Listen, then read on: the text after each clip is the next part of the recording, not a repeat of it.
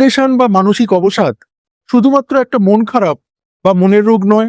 Modern neuroscience বলছে depression হলো chronic stress, brain inflammation, gut health, genetics আর psychological ট্রমার এক জটিল সমন্বয়। আর এই কারণেই অনেক সময় মানুষ সব কিছু থাকা সত্ত্বেও ভেতর ভেতর ভেঙে পড়ে। কিন্তু কেন এমন হয় আর কিভাবেই বা এর থেকে পরিত্রাণ পাওয়া যায়, চলুন সায়েন্স আর সাইকোলজি কি বলছে তা জেনে নিই। নমস্কার, আমি মৈনাক চ্যাটার্জি। উইকলি ইনার মান্ত্রাতে সবাইকে স্বাগত।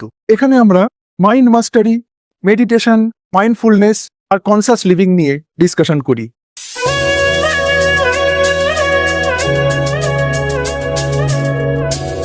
আমাদের মস্তিষ্কে ডোপামাইন, সেরোটোনিন, গ্লুটামেট, গাবা এরকম কিছু গুরুত্বপূর্ণ নিউরো ট্রান্সমিটার রয়েছে। সেরোটোনিন আমাদের মুড, স্লিপ আর ইমোশনাল ব্যালেন্স নিয়ন্ত্রণ করে। ডোপামাইন মোটিভেশন, প্লেজার আর রিওয়ার্ড সিস্টেম নিয়ন্ত্রণ করে।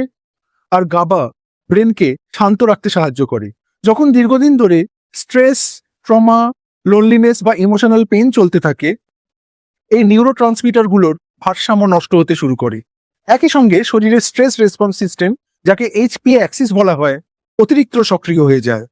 কর্টিসল নামের স্ট্রেস হরমোন বেড়ে যায়।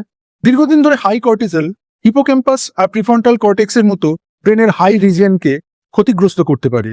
অ্যাকচুয়ালি ব্রেনের এই অংশগুলোই মেমোরি, ইমোশনাল রেগুলেশন আর ডিসিশন মেকিং এর জন্য দায়ী। ঠিক এই কারণেই ডিপ্রেসড মানুষ অনেক সময় কনসেন্ট্রেশন হারায়, নেগেটিভ থিঙ্কিং এ আটকে যায় আর জীবনের প্রতি আগ্রহ হারিয়ে ফেলে। কারেন্ট ডিপ্রেশন রিসার্চের সবচেয়ে আলোচ্য বিষয় হলো নিউরো ইনফ্লামেশন বা মস্তিষ্কের প্রদাহ। গবেষকরা দেখেছেন যে ডিপ্রেশনের সময় নিউরন আর মাইক্রোগ্লিয়া নামের ব্রেন সেল একটু ভিন্নভাবে কাজ করতে শুরু করে। ফলে ইমোশনাল প্রসেসিং সিস্টেম পরিবর্তন হয়ে যায়। গবেষণায় দেখা গেছে যে চাইল্ডহুড ট্রমা শুধুমাত্র মানসিক ক্ষতই তৈরি করে না, এটা মস্তিষ্কের জৈবিক পরিবর্তনও ঘটাতে পারে। SGK1 নামের একটা মলিকিউল চাইল্ডহুড ট্রমা, ডিপ্রেশন আর সুইসাইডাল বিহেভিয়ারের জন্য গভীরভাবে যুক্ত। এই কারণেই অনেক সময় ডিপ্রেশনে শুধুমাত্র মন খারাপ হয় তাই নয়, বরং ডিপ্রেশন মানুষের চিন্তা, অনুভূতি আর বাস্তবকে দেখার পদ্ধতিটাকেই বদলে দেয়। আর তখনই মানুষ মনে করতে শুরু করে, আমার কোনো আশা নেই, কেউ আমাকে বুঝবে না, এই কষ্টের কোনো শেষ নেই। এই হোপলেসনেসই সুইসাইডাল থটের অন্যতম কারণ। এছাড়াও গবেষণায় দেখা গেছে ডিপ্রেশনে আক্রান্ত অনেক মানুষের গাট মাইক্রোবিয়ামে গুরুত্বপূর্ণ বেনিফিশিয়াল ব্যাকটেরিয়া কমে যায়।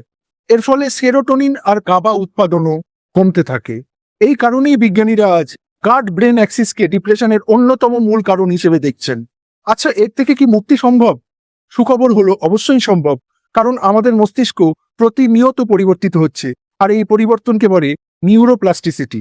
নিয়মিত এক্সারসাইজ, পর্যাপ্ত ঘুম, sunlight exposure, healthy diet, meditation আর মিনিংফুল সোশ্যাল কানেকশন ব্রেনের হরমোনাল ব্যালেন্সকে উন্নত করতে সাহায্য করে। এছাড়াও cognitive behavioural therapy negative thinking প্যাটার্নকে পরিবর্তন করতে সাহায্য করে। আর প্রয়োজনে সাইকিয়াট্রিস্ট আর সাইকোলজিস্টের পরামর্শ নেওয়া রিকভারির গুরুত্বপূর্ণ অংশ হতে পারে। ডিপ্রেশন কোনো দুর্বলতা নয়, এটা একটা প্র্যাকটিক্যাল, বায়োলজিক্যাল আর সাইকোলজিক্যাল কন্ডিশন। আর সঠিক পরামর্শ পেলে অবশ্যই রিকভারি সম্ভব। যদি আপনি দীর্ঘদিন ধরে depression, overthinking, emotional pain আর ইনার স্ট্রাগলের সাথে যুদ্ধ করে থাকেন, তাহলে একা সবকিছু সামলানোর চেষ্টা করবেন না। সঠিক গাইডেন্স, ইমোশনাল সাপোর্ট এবং মাইন্ড ম্যানেজমেন্ট অনেক সময় হিলিং এর যাত্রাকে সহজ করে তুলতে পারে। ডিপ্রেশন থেকে বেরিয়ে আসার পথে ব্যক্তিগত সহায়তা ও 1:1 কনসালটেশনের জন্য পাথ টু ইনার পিসের সাথে ইমিডিয়েট যোগাযোগ করুন। কারণ সাহায্য চাওয়া কোনো দুর্বলতা নয়, বরং সুস্থ হওয়ার প্রথম পদক্ষেপ। মাইন্ড ম্যানেজমেন্টের এরকমই কিছু গুরুত্বপূর্ণ অ্যাডভাইসের জন্য আমার path to inner piece Facebook পেজটাকে ফলো করুন আর আমার ইউটিউব চ্যানেলটাকে সাবস্ক্রাইব করুন। আজকের জন্য এটুকুই। Good day.